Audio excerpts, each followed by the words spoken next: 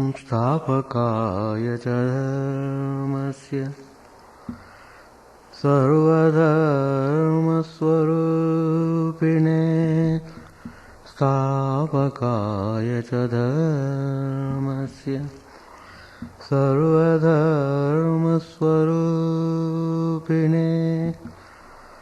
अवतारवरिष्ठाय Ramakrishnaय te नमः। असतो मा सद्गमय तमसो मा ज्योतिर्गमय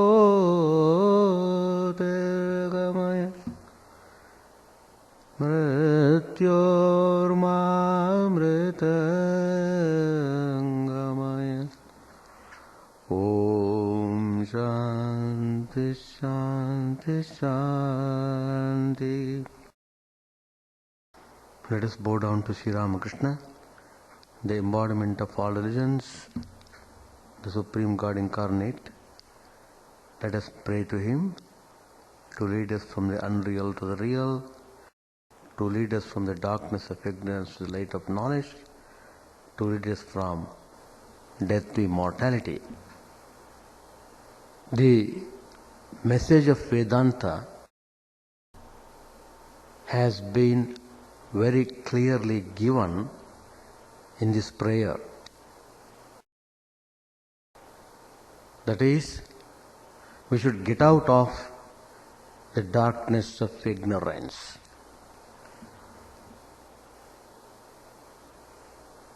How to do that? Bring the light of knowledge. Light the light of knowledge. Darkness, ignorance definitely will vanish. That is the message of Vedanta. And another important message it gives you is that you should get away from the illusion you are confronting with. You should get out of this unreality towards real. As long as you are in the realm of unreality, you are suffering all the time. So here is the message. Get out of this unreality. Don't cry anymore. I am suffering, I am suffering. You will be suffering all the time. You will continue to suffer as long as you are in the realm of unreality. So that is a clear message. And another important message Vedanta gives you: why are you constantly in the grip of fear of death? You are not to fear. You are immortal by nature. Because you have, for some reason, forgotten your true nature, so you are suffering. So you are always under some stress and strain of fear. Fear is always hovering over you because you are living in unreality, because you are living in the darkness of ignorance. So now, this is the dynamic message of Vedanta. Why don't you follow the teachings and rectify the mistakes in your life? So, first of all, you must hear the message very clearly. And that message has been given very clearly. So, the message of Vedanta clearly points out to you to get rid of ignorance by lighting the lamp of knowledge. You must get out of this unreal illusion to the reality, and you must realize your true nature of immortality. These are the principal teachings of Vedanta.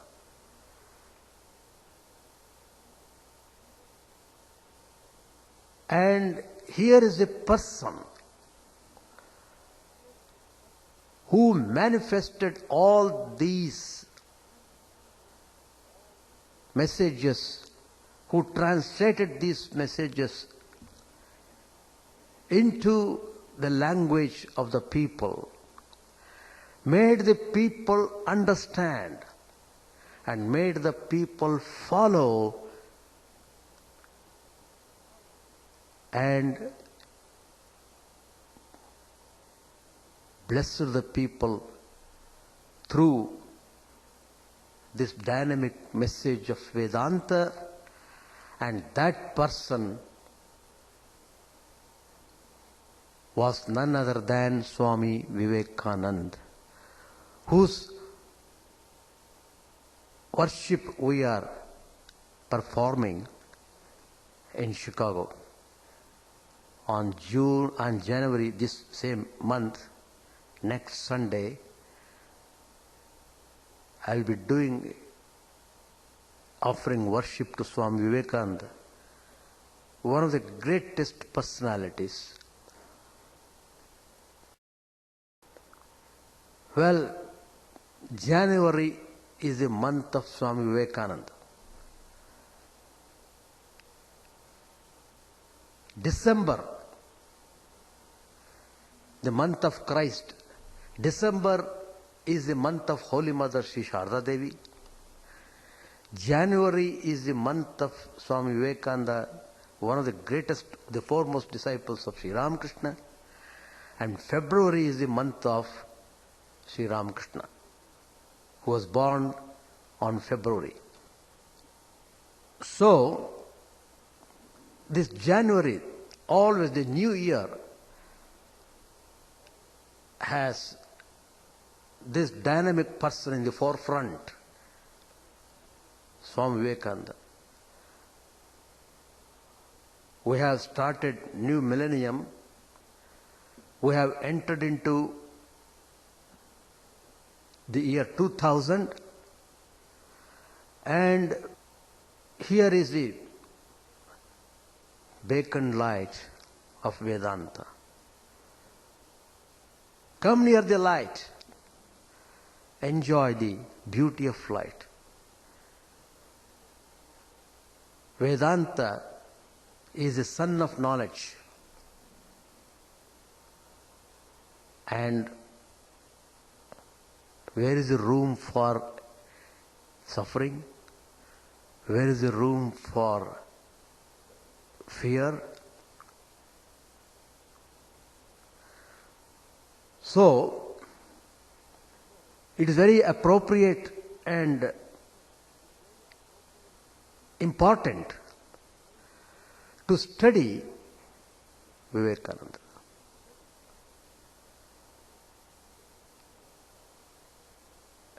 Vedanta means the universal religion. Universal religion means sum total of all religions in the world. That means all the teachings, the noble teachings of the various religions of this world, they are all integrated, merged into the universal religion of Vedanta. To put it in other words, all these religions have got their source in Vedanta. That means the Vedanta and all the religions of the world are inseparable. Can you separate the rays from the sun? You cannot. In the same way, all the religions of the world are eternally connected to the source. The source is the sun of knowledge. The sun of knowledge is Vedanta. Vedanta means the science of knowledge. To know the truth, to know thyself. That is Vedanta. Now I have given you the introduction to Vedanta in a very brief way. And so here is the incarnation, Vedanta. Vedanta in person. You find Swami Vivekananda. His previous name was Narendra Nath. The meaning itself is very sublime. The meaning of Narendra, Indra means Lord, Nara means human, the Lord of the human beings, or you can say King of the human beings. That means the king of human qualities. He manifested tremendous human qualities. At the same time, he manifested his divinity. Each soul is potentially divine. That is the principal message of Vedanta. You are divine. Is it? Yes. Your divinity is clouded. Your divinity is not being able to recognize an account of the cloud of ignorance covering the truth. The sun is remarkably great and glory, but see the sun today. Even though the sun is shining, you are not able to see properly an account of the snow or cloud covering the sun. Once that cloud is dispelled by the sun's heat, when the cloud is cleared off, because cloud cannot stay forever, it has to move, and it will move, and it will go. But as long as the cloud remains, you are not able to see the sun properly. In the same way, as long as the sun is covered by the impurities of the mind, you are not able to perceive or realize or experience your divine nature. So, the practice of religion means how you are able to remove these impurities from the mind. How you are able to do that. That is the process you have to adopt. Application of the teachings are called spiritual practice. In other words, discipline, spiritual discipline. If you practice spiritual discipline, it tremendously forces the impurities to vanish from the mind. It makes your mind clean and transparent. Clean and transparent. Then you will see the immense glory of Vedanta, the immense glory of your divine nature, and you are in ecstasy. In the Sanskrit word, you are in samadhi. Samadhi is a state where you are directly in communion with the divinity, which is called God. You are directly in commune with God, so you get into ecstasy. You are no more identifying yourself with this petty body, with this petty mind. You are no more identifying with the pettiness of the world. Once you have experience of the truth, realization of God, the darkness of ignorance is vanished forever. I hope you have understood the significance of Vedanta. And if by applying Vedanta, you will be able to face suffering without grumbling, and you will be able to interpret suffering in a way that enriches your meaning to life.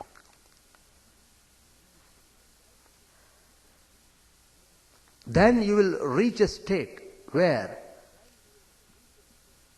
the things of the world will not shaken you,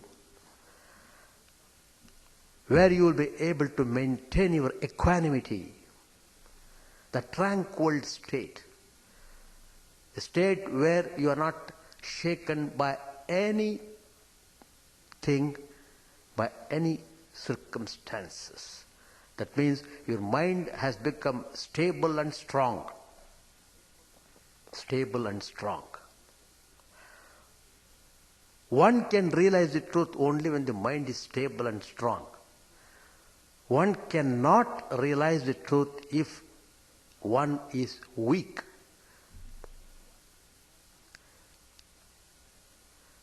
Physical weakness, then mental weakness, intellectual weakness. These weaknesses degrade the person. These weaknesses pull down the person, will not allow the person to realize the truth. So your immediate attention should be how to strengthen yourself in every respect, in every aspect, physically, intellectually, and mentally. When you become strong in all these aspects, you become eventually spiritually strong. Once you become spiritually strong, you become the embodiment of strength. You become qualified recipient of the experience of the divine.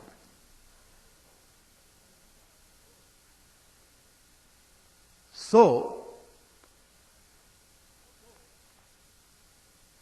how important it is to give attention. Not only attention, to act upon without a moment's delay,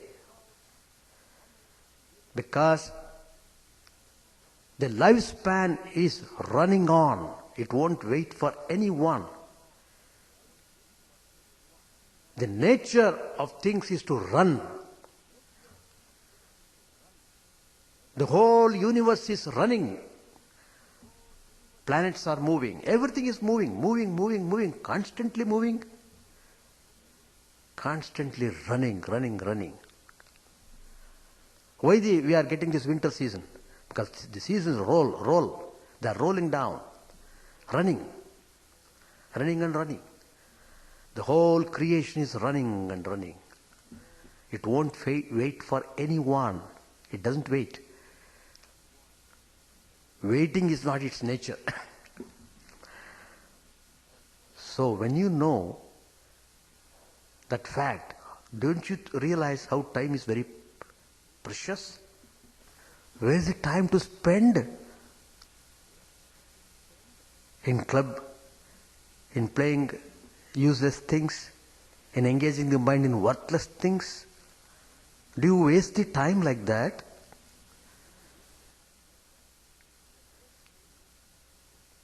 If you are wasting the time, not utilizing the time properly towards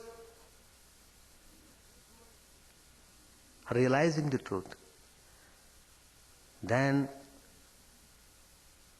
you are all the more in deep ignorance, and you are all the more in more suffering, you are all the more in stress and strain.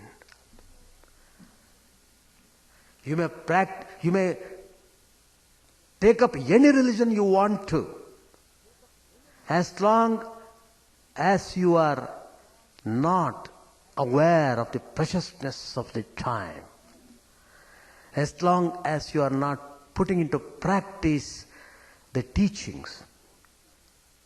Whatever religion you may follow, it won't affect you. Your suffering will remain with you.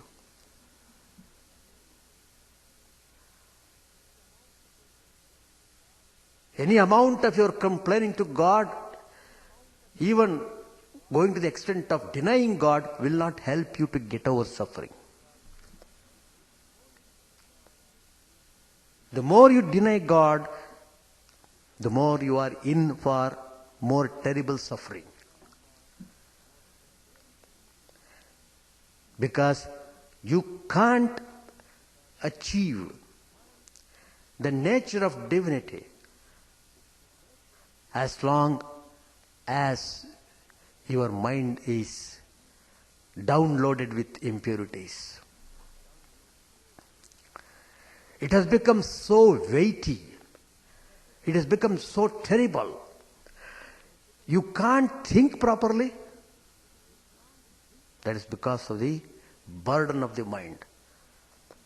You have lost all the power of the mind because you have not handled the mind properly, because you have not control over the mind, because you are dancing according to the tune of the mind.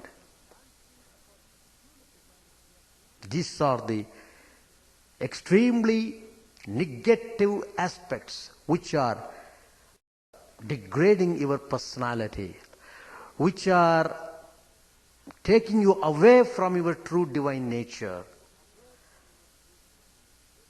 And so, should you not open your eyes? Should you not get awakened yourself? Should you not rekindle yourself? Should you not try sincerely towards realizing the truth? Should you wait for the time? Will that time come to you if you keep waiting like that?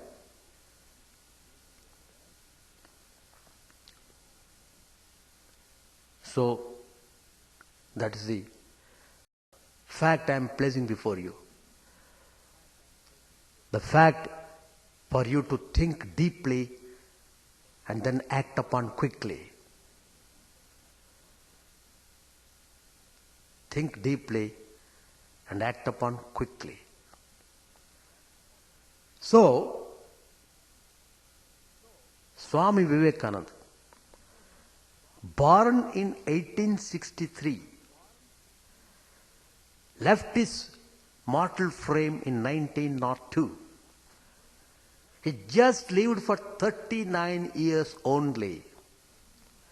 In that 39 years, first his childhood years are gone, say about up to 15 or 18 years. Afterwards he came in touch with Sri Ramakrishna. Again after 10, 12 years, then he was exposed to the world to give this dynamic message of Vedanta. Once the message was given, he just threw away his body. No more, this body is required. He himself has said, this body cannot contain the spiritual power. It is bursting out. Bursting out.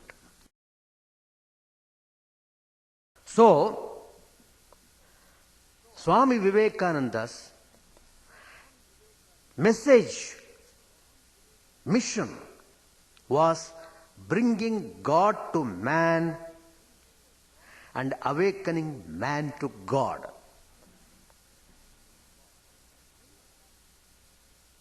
By doing that, he became the real Vedantist, a dynamic Vedantin, the person who was 100% Vedantin. That means there is no trace of ignorance in Vivekananda. He was a son of knowledge. All the Upanishadic knowledge was on his tongue, was in his life. He practiced what he taught. So, whenever anybody would see him, they were so much drawn towards him. Such a tremendous magnetic power. Swami Vivekananda gave out. That magnetic power was due to being a Vedantin. That's the beauty of Swami Vivekananda. So,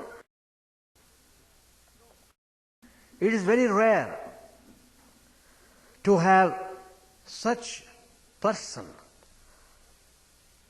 of such immense practical application in life. And here we have. Everything is given here. Everything is shown to us.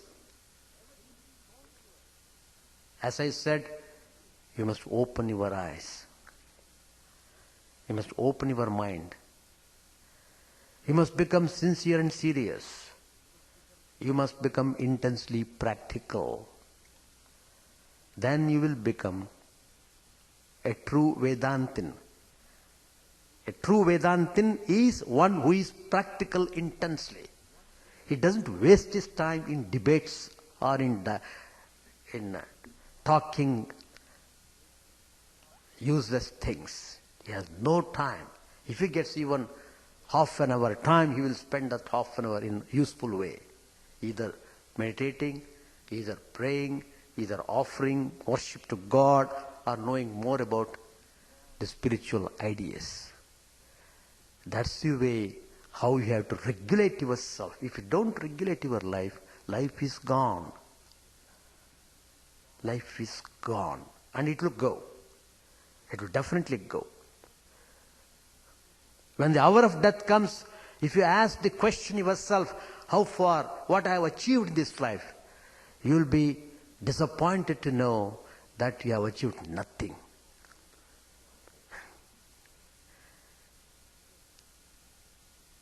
Of course, you have achieved one thing. What is that? Big zero. That you have achieved. Wonderful. Be proud of it.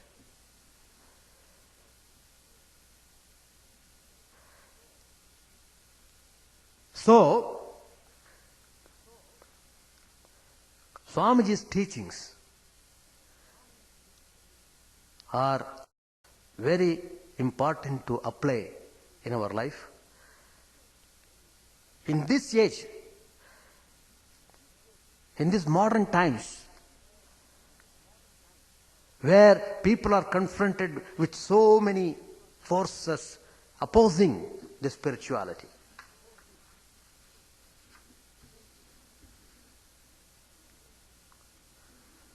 so Vivekananda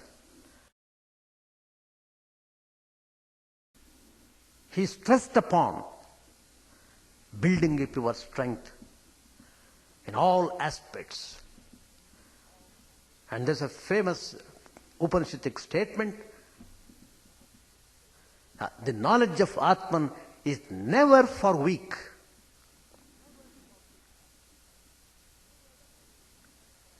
It is declared once and for all. You may be in any religion. If you are weak, you are gone.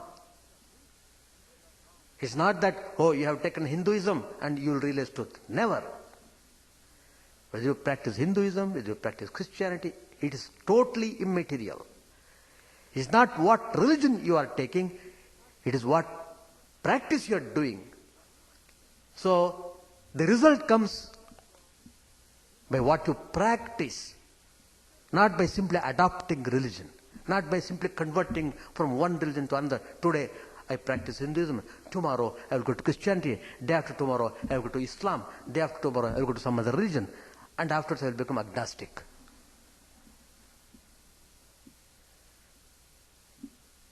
That is the death of your personality.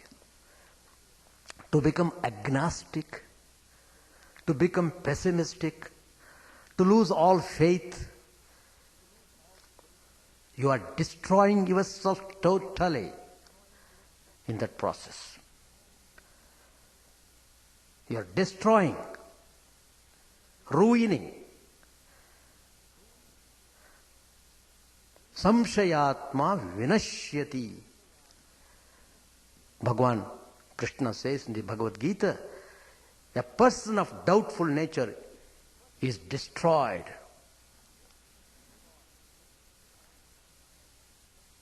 All these demonic qualities you are seeing in the world today is because of terrible non-spiritual ideas attacking your mind all round. So, not only you have lost your true nature of divine, you are losing your human qualities also. You become worse than human being. Worse than human being. All the faculties you had are simply annihilated because you did not give proper attention, because you did not practice the life of discipline, because you are careless, because you are egoistic. You can add any number of because. So, mind has become useless. Because the mind has become useless, you have become useless. Because you are identifying with the mind, so you are useless. As the mind, so you are.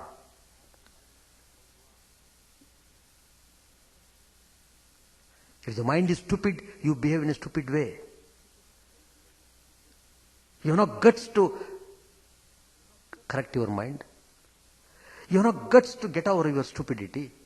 On the other hand, you harbor your stupidity. In that process, you become more and more stupid, more and more foolish.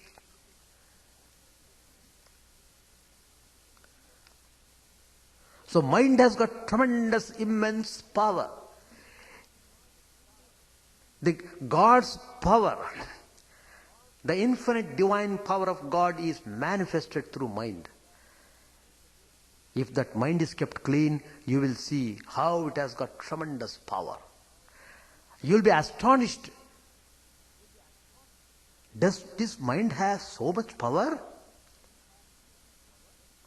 It has. Don't for any moment think it's a story. It's a fiction. No. Mind has immense power. I'll give one example. That immense power of divinity is manifested in a person who is a true Vedantin, who is the dynamic Vedantin, you will see this tremendous power of mind. And here is a person, Swami Vivekananda, the dynamic Vedantin. Once he was in London, he was giving a talk. Lots of people attended. After the talk was concluded, Swamiji said, well, all of you have heard my talk. Now, you ask any question you want to. Write down the question on a piece of paper. Keep that paper within yourself. Don't disclose the question which you have written on the paper. Keep it to yourself. I will answer all your questions. Isn't it amazing? He allowed about 15 minutes for the people to write down the questions. When that was over, Swamiji stood up and began to answer. He said, question number 1. He began to spell out what the question a person has written. Not only that, he said his home address. Can you imagine? Home address, street name, town's name, all the particulars he is giving. He has not seen that person. He has not seen that letter, what question the person has written. But Swamiji is answering one by one. People were stunned. People were stunned. Swamiji, how is it possible? How is it possible to exercise such power? And Swamiji says, it's because of the power of Vedanta. It's because of the power of truth. When you have realized the truth, nothing is secret. Everything is revealed. The moment you stand before me, I know what you are. Definitely I know what you are. If you know what he is, that means he has realized the truth. Because the very fact that nothing remains hidden to a person who has realized the truth. Everything stands open and revealed. That's why you could see Lord Buddha, who experienced the highest truth, the truth of Vedanta. He could understand anybody and everybody, and there is no trace of fear in Buddha. A famous dacoit of the time, Angulimal, who was terrorizing the whole town. So Buddha went there to meet him face to face without any fear. And how that rascal was transformed. Rascal became saint. That means all his sins were simply vanished by the burning heat of Buddha's love. Buddha's love and compassion penetrated into the dacoit's heart and just wiped away all the impurities of him and made him a great saint. He became one of the greatest saints. You read Buddha's life, you will see how the dacoit became a saint. That means never condemn yourself a perpetual sinner. If you condemn yourself as a perpetual sinner, you will be in perpetual hell. That means you will be always suffering, suffering and suffering. Up to what time? Infinity. Because everything is infinite in the world. Suffering, infinity. Happiness, infinity. Anything, infinity only. So, power of the mind is like that. There's another instance. Once Swami Vivekananda was talking about the immense capabilities of mind, and he was teaching them Raj Yoga. There was a wealthy man sitting in the audience. He stood up. He thought he was a wealthy man, and because of that wealth, he had developed a false ego. He thought himself to be too important and nobody else is recognized or considered significant to him. So he began to ridicule Swami Vivekananda's teaching, and he was challenging Vivekananda. Well, you are talking so much about mind and you are teaching Raj Yoga. Can you tell me what is in my mind? He's challenging Vivekananda. That poor fellow, that poor guy does not know this Vivekananda is not like ordinary being. Vivekananda is the son of Vedanta, son of knowledge. For a while, Swamiji just ignored him. But this fellow began to persist. What? Tell me what is in my mind. When he shouted like that, Swamiji could not keep quiet. Well, this fellow must be taught a lesson. He was talking with the audience, there was people, many people. Suddenly he turned away his eyes. He was facing the audience and speaking. That guy was standing in a corner. So Swamiji, what he did was, when it became serious, he suddenly turned his gaze upon that fellow, the wealthy man who was put in question. He just looked into his eyes. Just looked into his eyes. Looking in what manner? Looking very concentratedly. Looking at him, at his eyes, very concentratedly. That deep looking, that penetrating looking had tremendous effect on that person. He began to feel himself that his whole mind is being churned, and all the secrets of what he had in his mind might be exploded any time. And that guy became extremely nervous. Extremely nervous. His whole body was shivering. Well, Swami, please don't reveal. I know you can do that. That fellow is crying now. Please don't reveal, because all the people will know what sort of wealthy man he is. Everything will be revealed in no time. He was feeling a scratching sensation in his mind, scratching every bit of the mind, taking out all the information of the mind out from the mind. He felt that and he immediately begged for his pardon. Please excuse me, please forgive me. And Swamiji was Lord Buddha himself in compassion.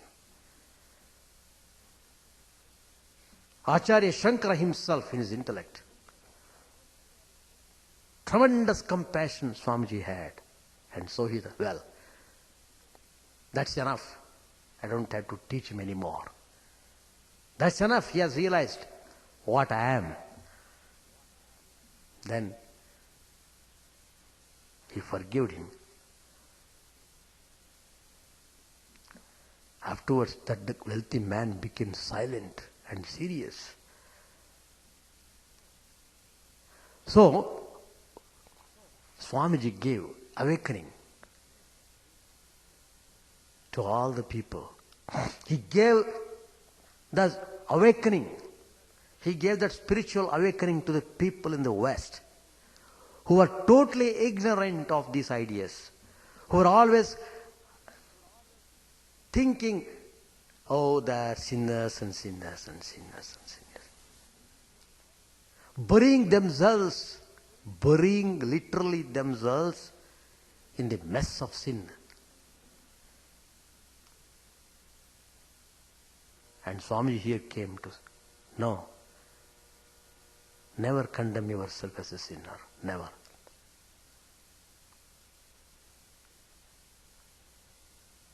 Aspire for knowledge. aspire for spiritual knowledge, you will see how it is laughable to be called as a sinner, and how it is supremely enjoyable to realize the truth. So,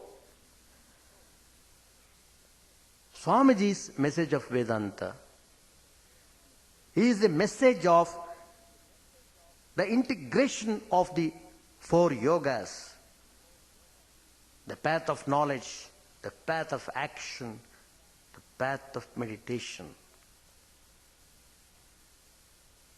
and the path of devotion.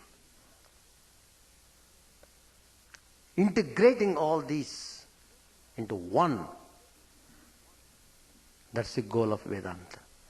Himself was like that. Master of devotion. It is said, Swami Vivekananda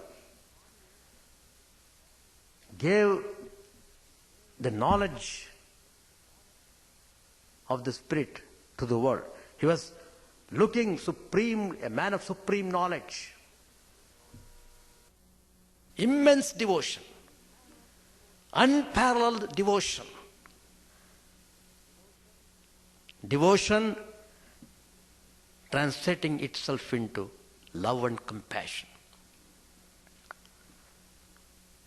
When he was initiated by Sri Ramakrishna into Rama Mantra, for 1 week he had no outer consciousness. He was all the time constantly repeating Ram, Ram, Ram, Ram. And tears flowing through the eyes. Not because of sorrow, because of ecstasy. He could not contain. That joy was expressed through tears. Immensely joyful. And he has found out what a tremendous joy it is to be a devotee. So the path of devotion gives you the experience of the taste of supreme knowledge. In order to taste the supreme knowledge, you must have tremendous devotion. And then, how is love and compassion translated into action? A karma yogi of the supreme order. Do you want to see a karma yogi? Go and see Vivekananda. 100% he was selfless. Always to give and give and give. By giving more and more, you're becoming more and more less and less egoistic. You will become less and less egoistic, not more and more. You will become less and less egoistic. You will become more and more humble. You are destroying your demon, ego, which is responsible for all the suffering. The only way to kill this ego is to do service to the humanity. Love them immensely. Don't distinguish between poor, rich, between this community, that community, etc. Erase them. Never even think of in those terms. Never even think in those terms. Your thinking only should be, I love everyone in this universe because everyone is a part and parcel of God. Finished. That's the Vedanta teaching. Isha vasyamidam jagat yatkincha jagatyam jagat Isha vasyamidam sarvam yatkincha jagatyam jagat. That's the Upanishad statement. The Vedanta declares everything in this universe is enveloped by God, God's consciousness. And Swami Vivekananda knew it by realization. So no one was a stranger to him. No one was a stranger to him. And his love was poured to the maximum. Swamiji himself said, I have done work which would go for thousands of years. Swamiji's statement, I have done. I have sown the seed. Whoever is ready, whose heart is ready, it will sprout there. So, that is Vivekananda.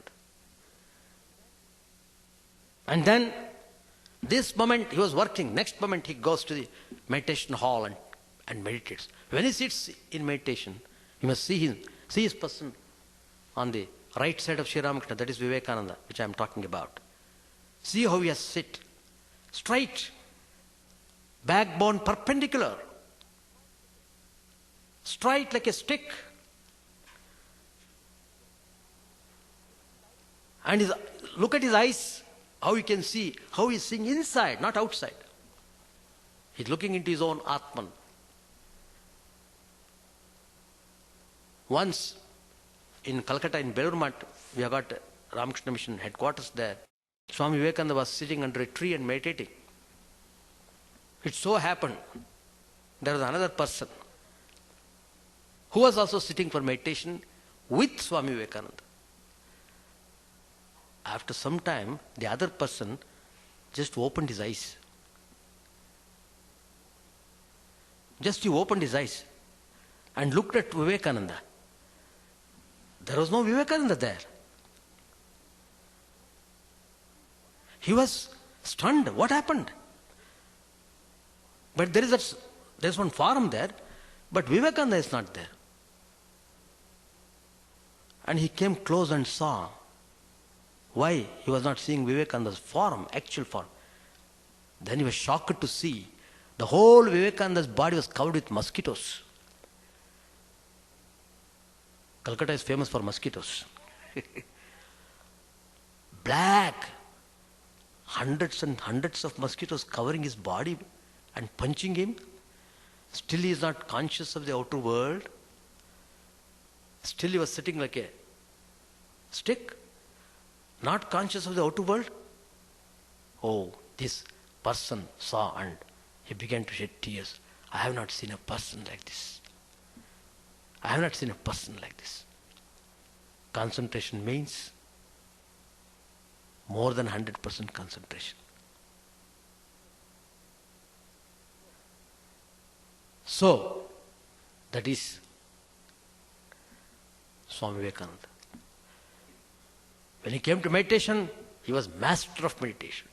When he came to karma, master of action. When it comes to devotion, master of devotion. When it comes to jnana, master of knowledge. We have got three acharyas. Madhvacharya, who advocated dualism. Ramanujacharya, who advocated qualified non-dualism. And Shankaracharya, who advocated non-dualism. And here is Swami Vivekananda, Yugacharya, who integrated all these acharyas into one. Is it not supremely great? And Swamiji says, all these yogas, they're all helping. They're all complementary. One supplements the other. Develop all the faculties. Every one has that capability. Develop that. That is Vivekananda's ideal. Vivekananda's ideal.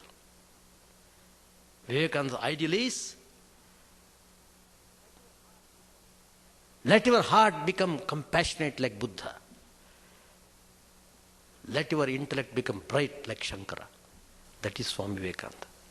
If you practice what Swamiji has said, then you will also become a dynamic Vedantin like Vivekananda. Thank you very much.